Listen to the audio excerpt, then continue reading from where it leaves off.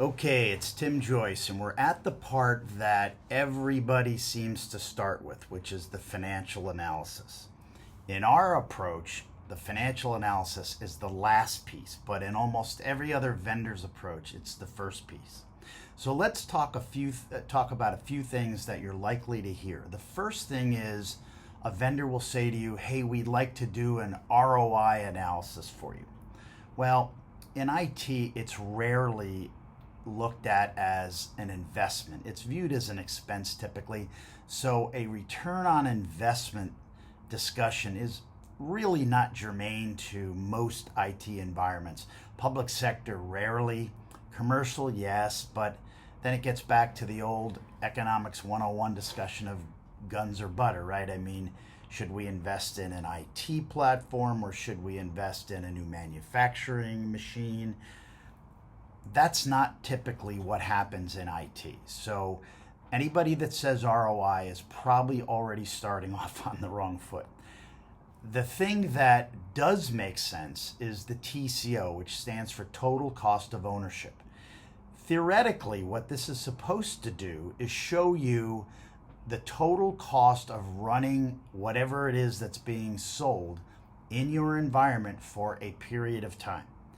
Now, most times the analysis does not include all of the factors, but there are a lot of factors to consider. So when you do a total cost of ownership, or TCO, which is what we're doing in our analysis, you need to consider some of these following factors. I don't have the list in front of me, but I'll just say, I'll tell you the ones that come to mind. Basic things like hardware cost, software cost, hardware support costs, software support costs, cost to rack it in your data center or in a colo, the power, the cooling, network costs, the cost of the people that run the infrastructure, the management plane that you're using, hypervisor costs. That's become a big one with the Broadcom's acquisition of VMware. Everybody's talking about that a lot. But all of these things go into a proper financial analysis. And when done correctly, what you should be able to determine is over some period of time, and usually it's 5 years, right? It's the depreciation life of stuff is roughly 5 years. That's pretty much the timeline that most people look at. But over 5 years, this deployment is going to cost me X number of dollars. So, and I would say, do not go with a vendor's TCO analysis, because it's already going to say that you got to buy their stuff.